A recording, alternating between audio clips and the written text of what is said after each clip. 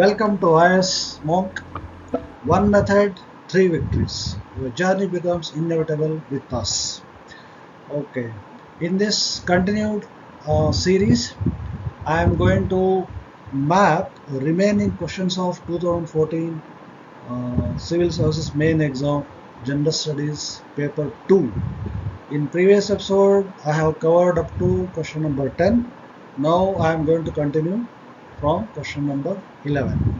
So you know GS syllabus is governance. This is GS2 main exam syllabus.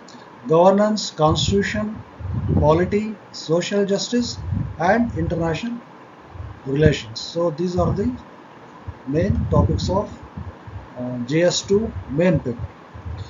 Okay, what is our essay topic? You know that with greater power comes greater responsibility. Okay, so let us move on to question number 11. So question number 11, do government schemes for uplifting vulnerable and backward communities by protecting required social resources for them lead to their exclusion in establishing business in urban economies? Okay, again 12 and a half marks and 200 words. Word limit is 200. This 12 and a half marks and word limit is 200 words. Fine. So government schemes for vulnerable and backward communities often focus on protecting essential social resources such as subsidized land, reserved credit lines or targeted welfare benefits. While these protections are crucial, they may unintentionally restrict mobility into urban business ecosystems. Many schemes are rural centric, making benefits non-portable when individuals migrate to cities. Eligibility norms tied to domicile, land ownership, or rural residence can exclude beneficiaries from urban entrepreneurship. Okay, so urban economies also demand formal credit, digital compliance, and higher order skills, which many protected groups lack due to structural disadvantages. Licensing requirements, collateral norms, and limited access to networks further restrict their entry. Okay, so as a result, what happens? Protective schemes may create a paradox. They safeguard basic needs, but they do not equip beneficiaries to participate in dynamic urban markets. Here, the essay theme becomes relevant. Empowerment requires responsibility, enhancing policies, not just protection. Okay. So, strengthening portability of benefits from rural to urban. So, urban skill programs and inclusive credit mechanisms can bridge this gap and enable genuine upward mobility. Okay, so what are prelims boosters and all that? You please go through, pause this video and go through these points so you can connect this topic to prelims questions also. Okay, moving on to next question. Question number 12.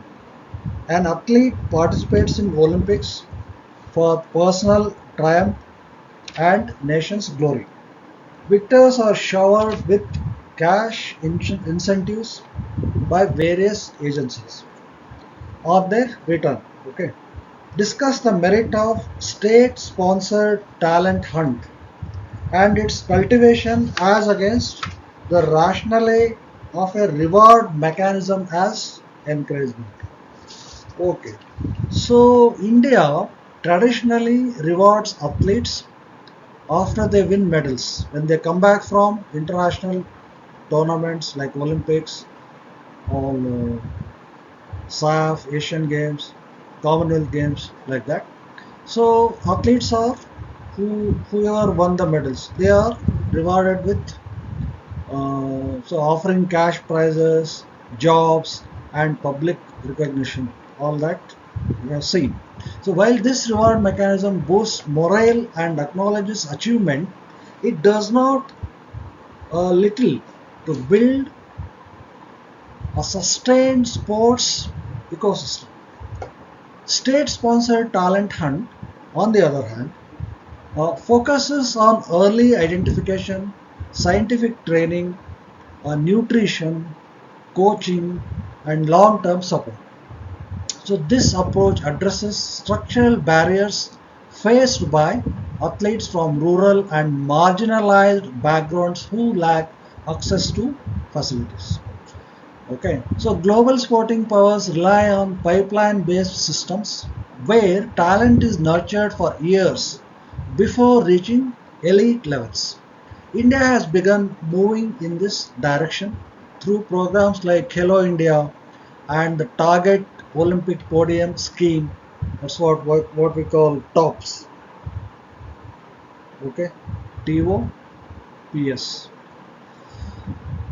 Okay, it's called TOPS, Target Olympic Podium Scheme, which provides systematic support rather than one-time rewards. Okay, so here the essay theme becomes relevant. How?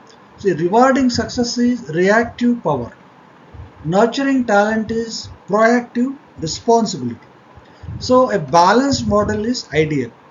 Rewards for motivation, but a strong state-led ecosystem to cultivate excellence. Okay, now moving on to next question, question number 13. Should the premier institutes like IITs, IIMs be allowed to retain premier status, allowed more academic independence in designing courses and also decide mode or criteria of selection of students? Discussed in light of growing challenges. Okay, see, premier institutes like IITs, IIMs face intense global competition, rapid technological change, okay, and rising expectations in research and innovation. So greater academic independence in designing courses allows them to respond quickly to new fields such as AI, climate tech, and data science. So autonomy in deciding admission criteria can help them experiment with holistic evaluation, attract diverse talent, and align intake with institutional goals. Retaining their premier status also helps India project soft power and build a high skill workforce. However, a complete autonomy without safeguards may deepen inequality. High fees, urban bias, and overemphasis on narrow merit metrics can exclude students from disadvantaged backgrounds. So there is also a risk of drifting away from national development priorities.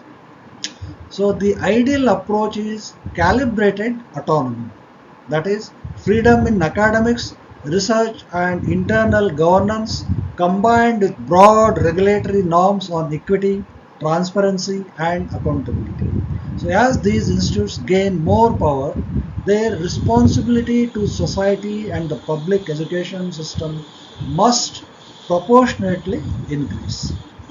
Okay, so go through these prelims boosters are given here. A brief history of IITs. The first IIT to be established in India was Kharagpur IIT, that was in 1951. Then Bombay, that time Bombay, now it's Mumbai, it is 1858. And then later IITs and all that I have given here. So now altogether, see one more interesting prelims booster question.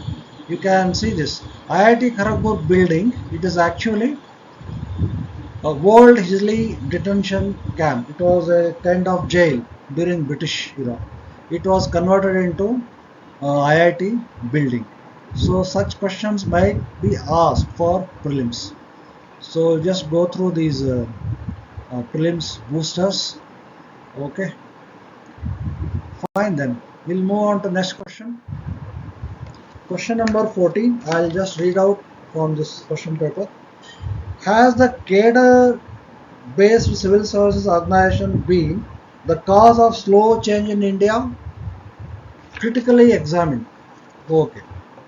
So India's cadre-based civil service system provides stability, uniformity and national integration. That's very very important. So note down these points. But it has also been criticized for slowing administrative change. So cadre rigidity limits it limits mobility, right, across sectors and restricts the entry of specialists, leading to a dominance of generalists in highly technical domains. Seniority-based promotions reduce incentives for innovation, while frequent transfers disrupt continuity and long-term reform efforts. Departmental silos further weaken coordination, making policy implementation slow and fragmented. Okay. However, the cadre system also ensures neutrality, experience in diverse districts, and a strong field administration backbone. The issue is not the cadre structure alone, but the absence of modern HR practices. That is the issue. Recent reforms such as Mission Karmayogi, competency-based training, performance-linked evaluation, and selective lateral entry aim to address these gaps. Here the essay theme becomes relevant. The power embedded in rigid structures must evolve responsibility to meet contemporary governance needs. A balanced approach, stability with flexibility, that is essential for faster change. And we'll move on to next question. That is question number 15. Okay. Two parallel run schemes of the government, namely the Aadhaar card and NPR, one as voluntary and the other as compulsory, have led to debates at national levels and also litigations. On merits, discuss whether or not both schemes need run concurrently. Analyze the analyze the potential of the schemes to achieve developmental benefits and equitable growth. Again, all these are 12 and a half mark and 200 words.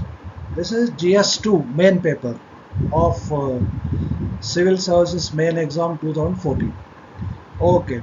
See, Aadhaar and National Population Register, that is NPR, these were conceived for different purposes.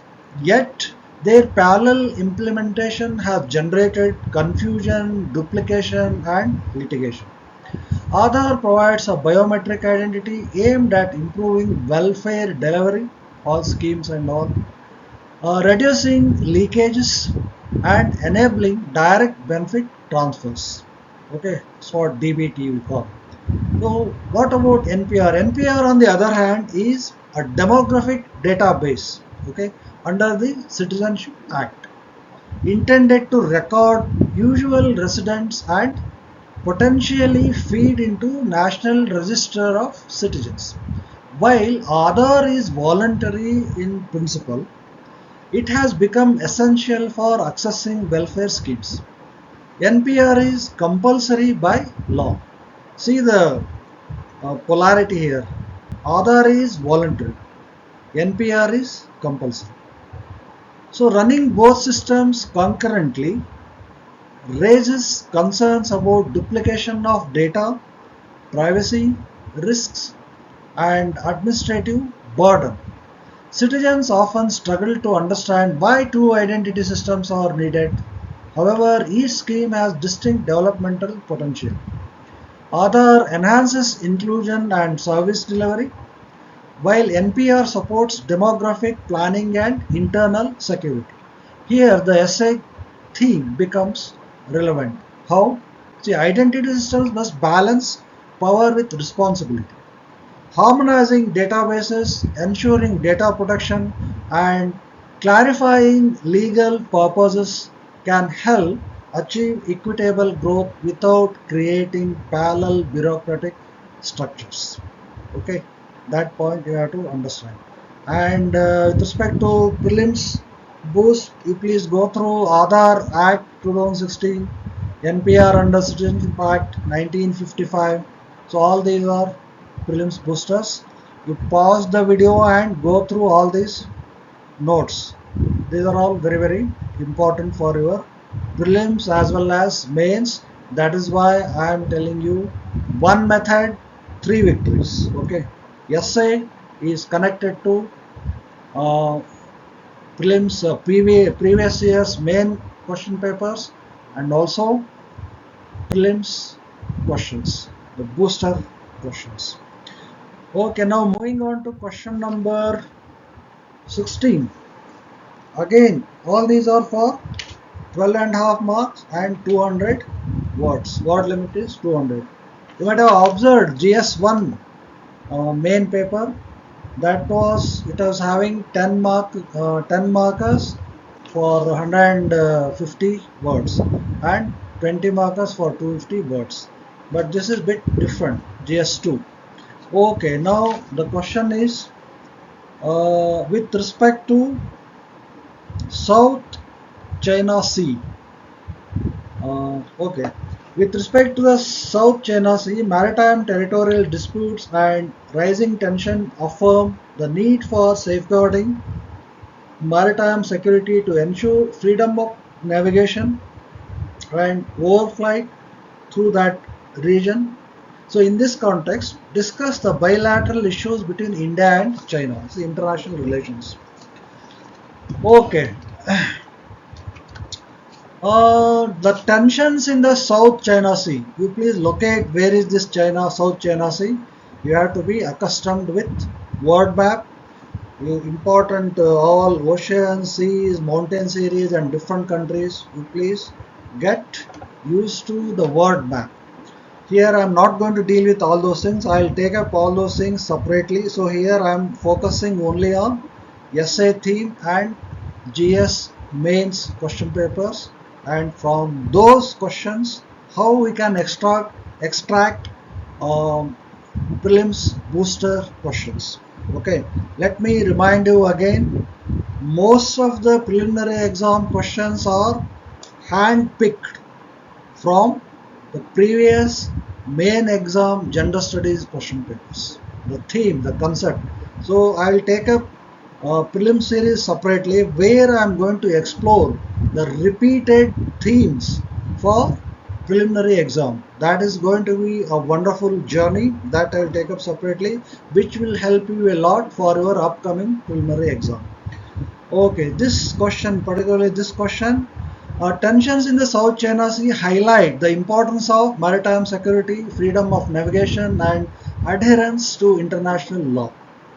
You see, look at the parity. Parity means polarity, I can say, between India's uh, approach and China's approach.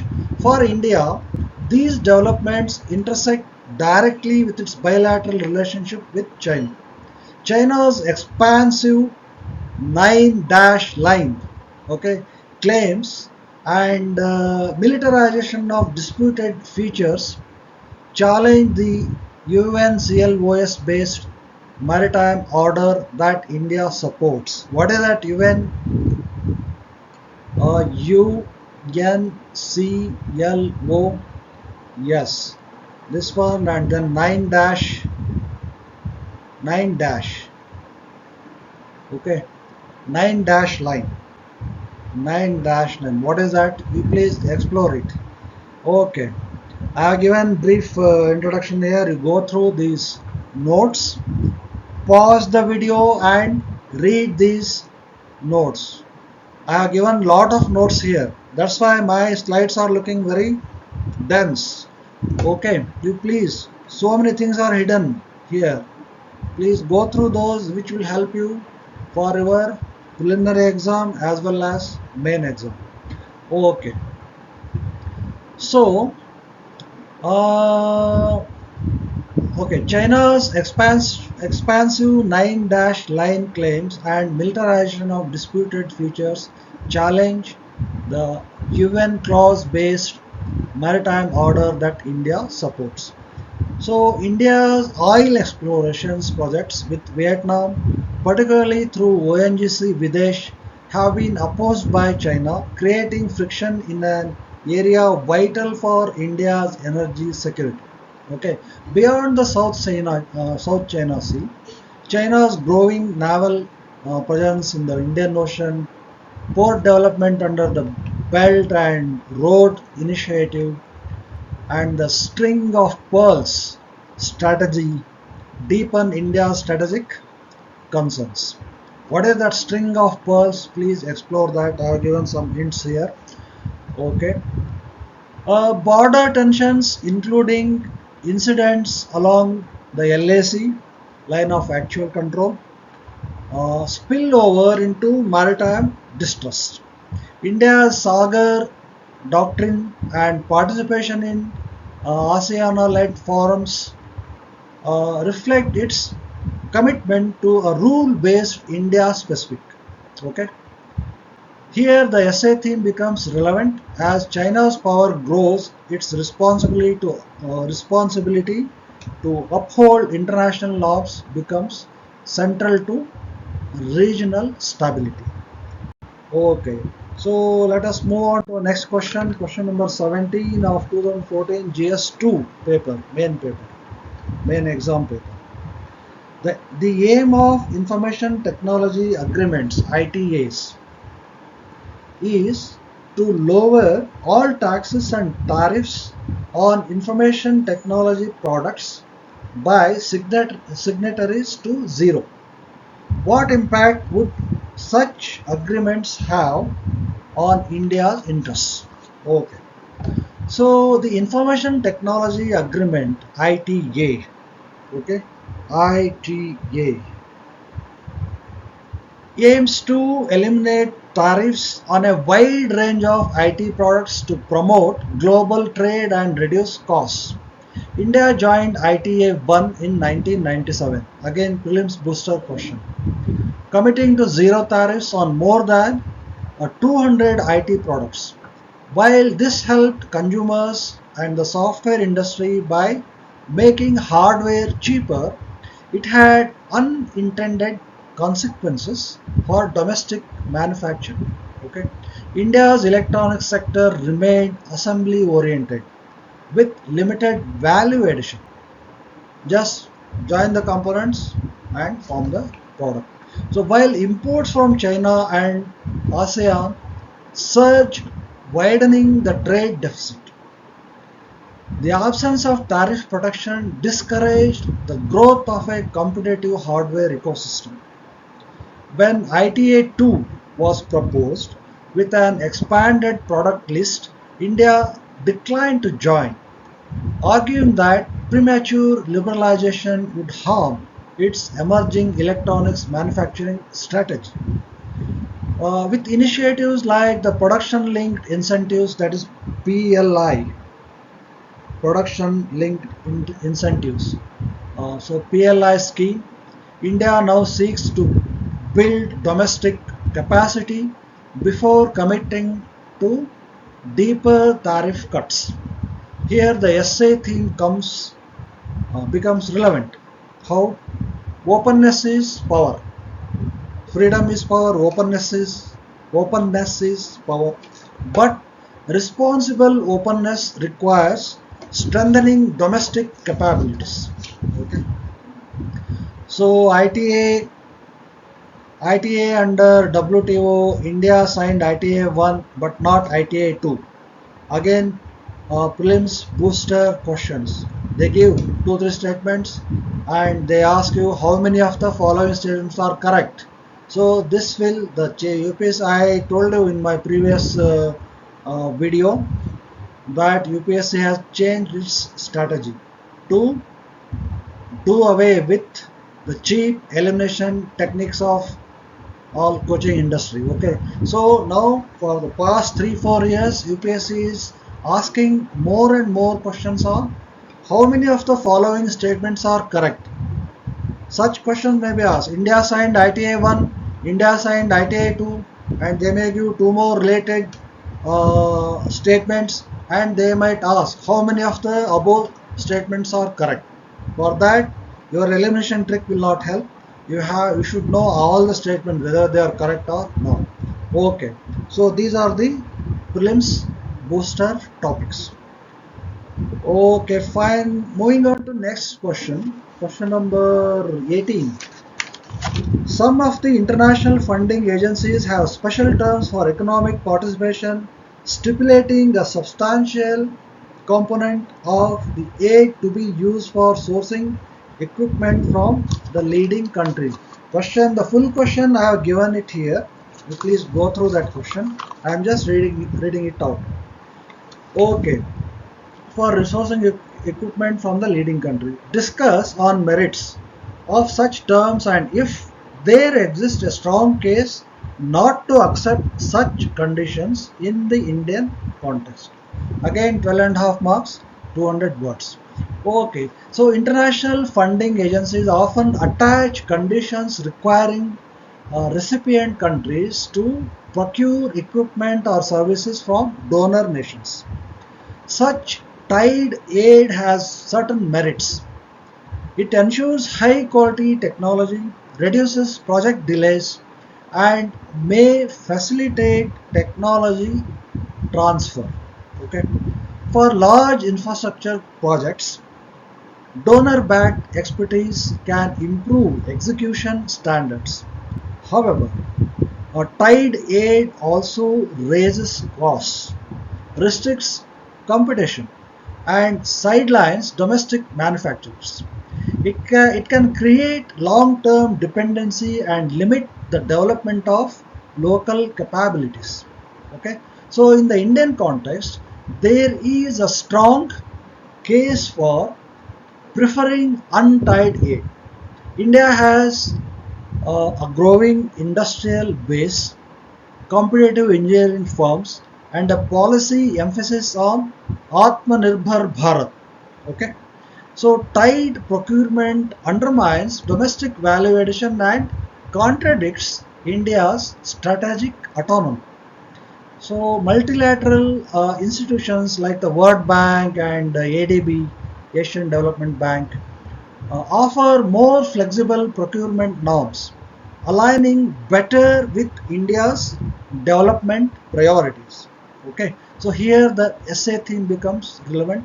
How accepting aid is not just about resources, but about responsibility to safeguard long-term national interests. Okay, again go through Prelims boosters and these spark points. I have given all, I have listed all important points here. All these will help you for your upcoming prelims and also main exam. Okay, moving on to next question. Question number 19. I have that question paper with me. Okay. So India has recently signed to become. This is 2014 question. It can be updated. It can be elevated to present conditions. Okay. So India has recently signed to become founding member of New Development Bank and also the Asian Infrastructure Investment Bank, AIIB. How will the role of the two banks, these two banks, be different? Discuss the strategic significance of these two banks for India. Okay, so the New Development Bank, NDB, okay, New Development Bank, and the Asian Infrastructure Investment Bank, that is AIIB. These are the two banks. Represent a global shift in global financial governance, giving emerging economies like India greater voice and agency. Okay, so you need not depend only on World Bank or IMF, those kind of things. So these two banks' roles, however, differ significantly. How? See the NDB. Wow, what is that NDB? Who created that? BRICS. You know what is BRICS? Okay. So NDB is created by BRICS. So you should know all these international institutions. I'm not going to explain all these things right now. You please go through this. I'm just giving you trigger points. Okay, for prelims, they are like prelims boosters.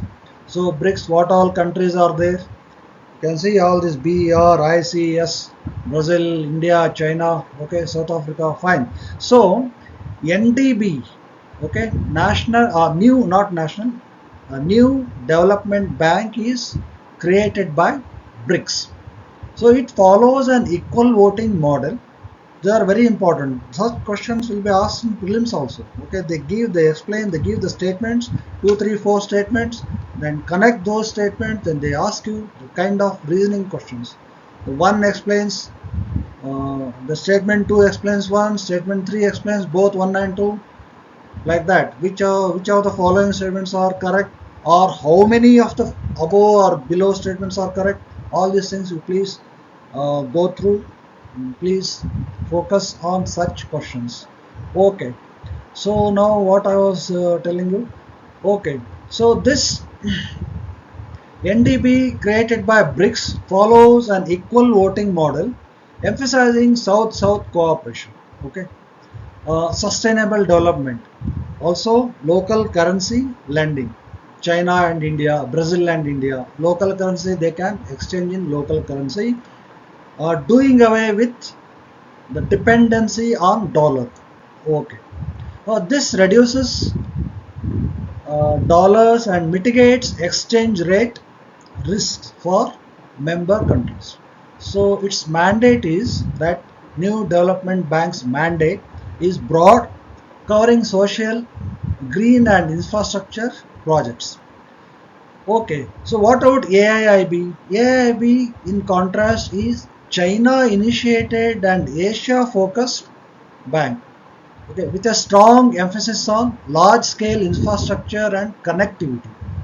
It operates with a weighted voting system where China holds the largest share because it has established that bank, but India is the second largest member.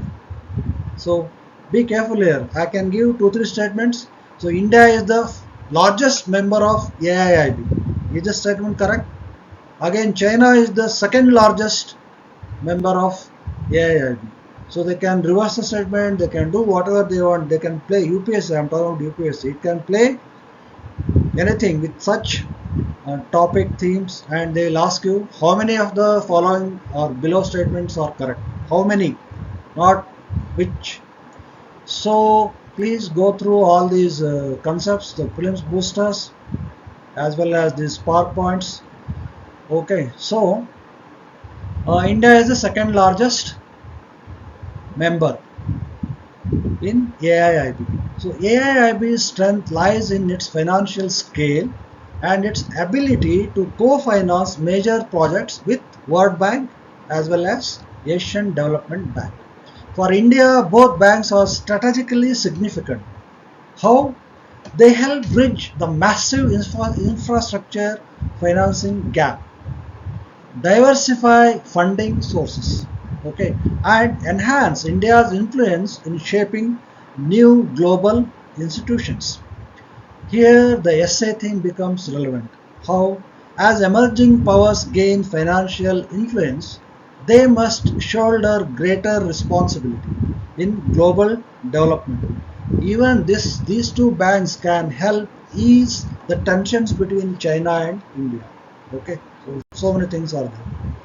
Moving on to next question, the last question of this GS2 paper of 2014 Civil Services main exam. What is that? This paper has 20 questions. So each question carries 12.5 marks, altogether 250 marks. And word limit for each question is 200. Okay. Now last question.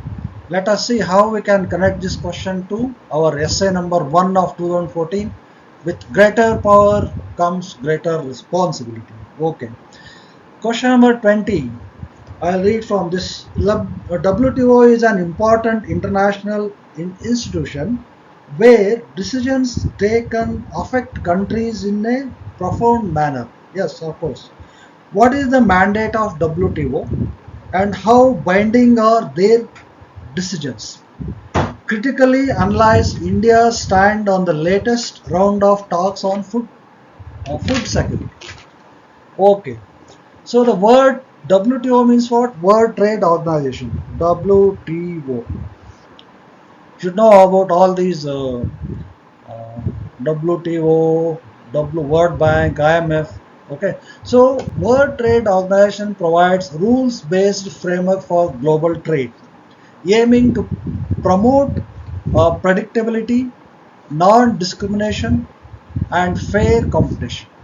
Its mandate covers trade in goods, services, and intellectual property, while its dispute settlement mechanism ensures that rulings are binding and enforceable. It is binding on both the parties. Means country where the negotiation takes place, but when it takes place between countries, so rules on all these things are binding on all the parties. Okay. Member countries must align domestic policies with WTO. Okay. Or they will face sanctions. India's stand on food security emerged prominently during negotiations on public stockholding. Under the agreement on agriculture subsidies linked to procurement and MSP are capped at 10%. Okay, so 10%. That is very important of the value of production. Okay, India argued that this formula is outdated and penalizes developing countries that use public procurement to support farmers and run food security programs. India is basically uh, agriculture country. Okay, so India insisted on a clause, peace clause, to protect its food stockholding programs from legal challenges until a permanent solution is found. So here the essay theme becomes relevant. I am connecting essay themes to that year's GS main question papers questions. Okay, so my idea here is if you prepare for essay paper, if you master those 250 marks, it is as good as mastering 1250 marks of entire GS main exam. Okay, if you add 4 GS papers, 250 marks, that will become 1000, and 250 marks of essay paper. Altogether 1250 marks. Your main exam will be for 1750 marks. If you add optional paper also 250, so all these things will become 1750. If you choose philosophy as your one of the optionals, then you can get essay paper. Most of the essays are philosophically oriented. Again, the entire civil service main exam can be faced successfully to get high rank just by preparing essay topics. That means it doesn't mean that you should not read all other subjects, because essays include all the subjects. So since it has philosophical topics, most of them, you can very easily write philosophy option papers. Okay, fine. This concludes GS2 main paper of 2014. I have mapped all the 20 questions with essay paper. Okay, in my next video or episode, I continue this series. I map the each essay topic with that year's GS papers along with prelims boosters. These boosters, let me repeat again. Most of the preliminary exam questions are hand-picked. The concepts, theme, or sometimes direct topic, hand-picked from previous year's main exam question papers. Okay, so we are tackling all these things. We are analyzing essay paper. We are analyzing through that. We are analyzing GS main exam, GS papers, all the questions, along with Prelims Boosters. Okay, thank you very much. I'll see you in my next video very soon. Till then, take care of yourself and please prepare your exam properly. Whatever guidance I am giving you, it is foolproof method. Don't go by shortcuts, go by the method. The method, that is IAS MONK Method. Okay, see you very soon in my next episode, please. If you like my approach, if you don't like also, please subscribe to this, because in coming episodes you might get even more wonderful topics which you may like. Those who are not liking right now, they will definitely like my other videos which will which will be released very soon.